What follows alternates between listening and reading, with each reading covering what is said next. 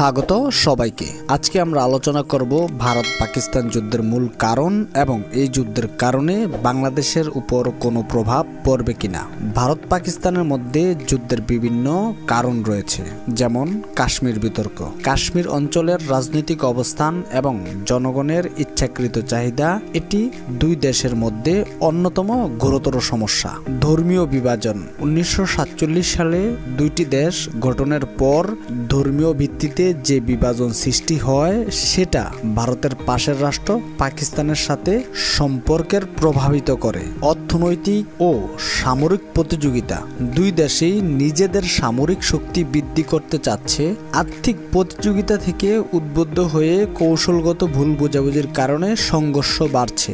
জাতীয়তা এবং সন্ত্রাসবাদ। কাশ্মীরি বিচ্ছিন্নবাদী সংগ্রাম এবং ভারতের প্রতিকূলতা এই লড়াইকে আরও তলানির দিকে নিয়ে যাচ্ছে। প্রতিটি যুদ্ধের ফলে যে মানবিক ও অর্থনৈতিক ক্ষতি হয় তা আমরা আমাদের চারপাশে দেখতে পাই। এই যুদ্ধগুলির ফলে যে উভয় দেশের মধ্যে সম্পর্কের অবনতি হয়েছে তা ঠিক করতে দীর্ঘ সময় লাগে। এখন প্রশ্ন হলো, ভারত পাকিস্তান যুদ্ধের কারণে বাংলাদেশের উপর কোনো প্রভাব পড়বে কিনা। শরণার্থীর সংকট। যুদ্ধের ফলে পাকিস্তান বা ভারতের মানুষের মধ্যে যদি শরণার্থী সংখ্যা বাড়ে তাহলে বাংলাদেশের নতুন শরণার্থী প্রবাহ ঘটে। এই পরিস্থিতিতে বাংলাদেশের জনসংখ্যার সমস্যা আরো বৃদ্ধি করবে। অর্থনৈতিক সম্পর্ক। যুদ্ধ হলে ভারত পাকিস্তানের অর্থনীতিতে যে ক্ষতি হবে সে কারণে বাংলাদেশও সংক্রমণের শিকার হতে পারে।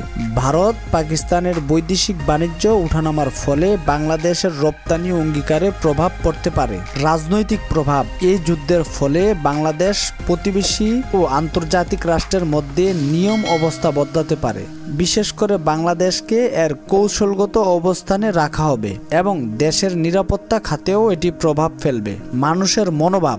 বাংলাদেশের জনগণের মধ্যে ভারত পাকিস্তান যুদ্ধ নিয়ে এক ধরনের উদ্বেগ এবং আতঙ্কের অনুভূতি পাওয়া গেছে, যা মানুষের মানসিকতার উপর প্রভাব ফেলে। এখন আমরা যদি শান্তির পথে এগিয়ে চলতে চাই তবে আমাদের উচিত এটি বুঝতে হবে যে এই যুদ্ধ শুধু ক্ষতি এবং ভোগান্তি নিয়ে আসে। আমাদের উচিত জাতীয়তাবাদ সাম্প্রদায়িকতা বাদ দিয়ে একত্রিত হয়ে শান্তি স্থাপন করা। আপনারা ভিডিওটি দেখার জন্য ধন্যবাদ।